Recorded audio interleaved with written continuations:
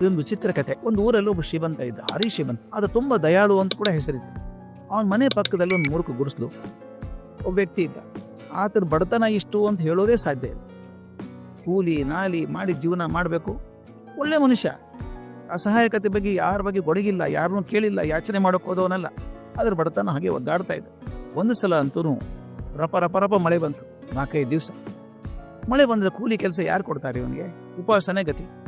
ಇನ್ನು ತಡ್ಕೊಳಕ್ಕಾಗೋದಿಲ್ಲ, ಪ್ರಾಣ ಹೋಗ್ಬಿಡ್ತದೆ ಅಂತ ಅನಿಸಿದಾಗ ಒಂದಿನ ಸಂಜೆ ಆ ಶ್ರೀಮಂತನ ಮನೆಗೆ ಹೋದ. ಯಾರಪ್ಪ, ಏನು ಬೇಕಾಗಿತ್ತು ಅಂತ ಶ್ರೀಮಂತ ಕೇಳ್ದ. ಅಂತ ಹೇಳಿದ್ರೆ, ಸ್ವಾಮಿ ನಿಮ್ಮ ಮನೆ ಪಕ್ಕದಲ್ಲೇ ಇರ್ತೀನಿ, ಗುಡಿಸಲ್ದಲ್ಲಿ ಇದ್ದೀನಿ. ನಾನು ಇದುವರೆಗೂ ಯಾರಿಗೂ ಕೇಳಿದವನಲ್ಲ, ಬಹಳ ಕಷ್ಟ ಆಗಿದೆ ಸ್ವಾಮಿ. 4 ದಿವಸದಿಂದ ಒಂದು ತುತ್ತು ಅನ್ನ ಸಿಕ್ಕಿಲ್ಲ ನನಗೆ. ಒಂದು ಹೊತ್ತು ಊಟ ಕೊಟ್ಟರೆ ನಾನು ಬದುಕೊಂಡ್ಬಿಡ್ತೀನಿ. ಶ್ರೀಮಂತ ಕರುನಾಡು ಅಂತ ಹೇಳಿದ್ನಲ್ಲ, ಅವನ ದೇಹ ಬಗ್ಗಿದ್ದು ಬಡತನದಿಂದ ಹಸಿವಿನಿಂದಲ್ಲ, ಈ ದೈನ್ಯಕ್ಕೆ ಕೈ ಚಾಚಿದಾಗ ದೇಹ ಕುಗ್ಗಿ ಹೋಗ್ಬಿಡ್ತದೆ. ನನ್ನ ಕಡೆ ಬಾ, ಊಟ ತಾನೇ, ಬಾ. ಚಪ್ಪಾಳೆ ತಟ್ಟಿರ, ಯಾರಲ್ಲಿ? ತಕ್ಷಣ ಮೇಜಿನ ಮೇಲೆ ಇಬ್ಬರು ಊಟಕ್ಕೆ ಅಣಿ ಮಾಡಿ ಸಿದ್ಧ ಮಾಡಿ ಎಲ್ಲನೂ ಅಂಥೇಳಿ ಆ ಬಡವನ್ನು ಮೂಲೆ ಕರ್ಕೊಂಡು ಹೋದ. ಕೋಣೆ ಮೂಲೆಗೆ, ಕೈ ತೊಳ್ಕೊಳ್ಳಿ ಇಲ್ಲ. ಶ್ರೀಮಂತ ಕೈ ತೊಳ್ಕೊಂಡಂಗೆ ಮಾಡ್ದ. ಬಡವನಿಗೆ ಆಶ್ಚರ್ಯ, ಮೂಲೆಯಲ್ಲಿ ಕೈ ತೊಳ್ಕೊಳ್ಳೋ ನೀರಿಲ್ಲ, ಬಚ್ಚಲ ಮನೆ ಇಲ್ಲ, ಆದರೆ ಶ್ರೀಮಂತ ಆದರೂ ಕೈ ತೊಳ್ಕೊಂಡಂಗೆ ನಡೆಸ್ತಾ ಇದ್ದಾನೆ. ಏನು ಮಾಡಬೇಕು ತೋಚಲಿಲ್ಲ. ಕೈ ತೊಳ್ಕೊಳ್ಳಿ ಅಂತಾನು. ಕೈ ಏನು ತೊಳ್ಕೊಳ್ಳೋದು? ನೀರೇ ಇಲ್ಲ, ಅಲ್ಲಿ ಏನೂ ಇಲ್ಲ. ನೋಡಿದ ಅವ್ನು ಹೆಂಗೆ ತೊಳ್ಕೊಳ್ಳೋಕೆ ನಟನೆ ಮಾಡ್ತಿದ್ನಲ್ಲ, ಹಾಗೆ ತಾನು ಕೈ ತೊಳ್ಕೊಂಡಂಗೆ ನಟನೆ ಮಾಡಿದ. ಬನ್ನಿ ಕೈ ತೊಳ್ಕೊಂಡಾಯ್ತಲ್ಲ, ಮೇಜಿನ ಹಾಕ್ಬೇಕ, ಕೂತ್ಕೊಳ್ಳಿ. ಅಲ್ಲಿ ಕೂಡ್ಸಿದ. ಎದುರಿಗೆ ತಾನು ಶ್ರೀಮಂತ ಕೂತ್ಕೊಂಡ. ವಾಹ್, ಏನು ಅಡುಗೆ ಮಾಡಿದ್ದಾರೆ ಇವತ್ತು, ಭರ್ಜರಿ ಇದೆಯಪ್ಪ, 3 ಸಿಹಿ ತಿಂಡಿ, ಅಯ್ಯೋ ಅನ್ನ ಪಾಯಸ ಪೂರಿ ಎಲ್ಲ ಚೆನ್ನಾಗಿದೆ, ಬಿಡಿಸ್ಕೊಳ್ಳಿ ಅಂದ. ಆ ಬಡವ ಮೇಜ ನೋಡ್ತಾನೆ, ಏನೇನೂ ಇಲ್ಲ, ತಟ್ಟೆನೇ ಇಲ್ಲ. ಶ್ರೀಮಂತ ಮಾತ್ರ ಸಂತೋಷ ಊಟ ಮಾಡೋ ಹಂಗೆ ಕೈಯಿಂದ ಹಾಕ್ಕೊಂಡಂಗೆ ಮಾಡ್ತಾನೆ.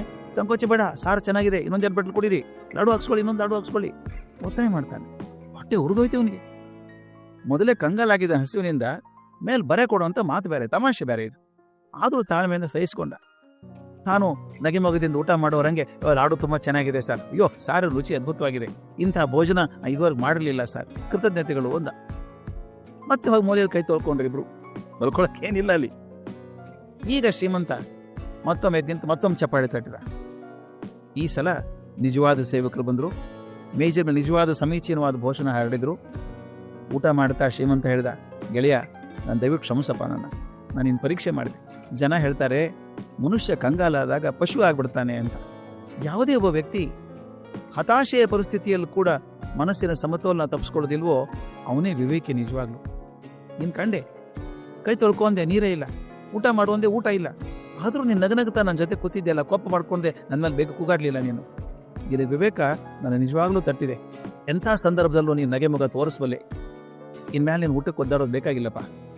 ನನಗೆ ತುಂಬ ಜಮೀನಿದೆ, ಅದು ನೋಡ್ಕೊಳ್ಳೋಕೆ ಒಬ್ಬ ಸಮರ್ಥ ಮ್ಯಾನೇಜರ್ ಬೇಕಾಗಿತ್ತು. ನಿನ್ನಂಥ ಮ್ಯಾನೇಜರ್ ಎಲ್ಲಿ ಸಿಗ್ತಾನೋ ನನಗೆ? ನೀನು ದಯವಿಟ್ಟು ಸ್ಥಾನ ತೊಗೊಂಡು ನನ್ನ ಸ್ನೇಹಿತನಾಗಿ ಬದುಕು ಅಂತ ಹೇಳ್ದ. ಬಡವ ಕೃತಜ್ಞತೆಯಿಂದ ಒಪ್ಪಿಕೊಂಡ.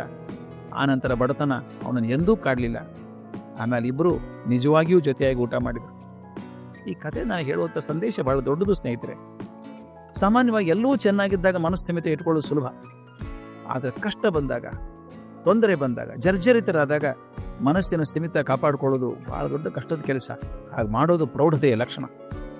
ಅದು ಜೀವನವನ್ನು ಹಗುರವಾಗಿಸಿಕೊಳ್ಳುವಂಥ, ಶುದ್ಧ ಮಾಡಿಕೊಳ್ಳುವಂಥ ಕ್ರಿಯೆ ಕೂಡ ಹೌದು. ಆದಷ್ಟು ಪ್ರಯತ್ನ ಮಾಡೋದ, ಹೇಳೋದಷ್ಟು ಸುಲಭ ಅಲ್ಲ ಇದು. ಕಷ್ಟದಲ್ಲಿ ಕೂಡ ನಗುವಂತ ಅನ್ಕೊಂಡು ಮನಸ್ಸಿನ ಸ್ಥಿಮಿತವನ್ನು ಕಳ್ಕೊಳ್ಳದೆ ಇರೋದು ವಿವೇಕದ ಲಕ್ಷಣ.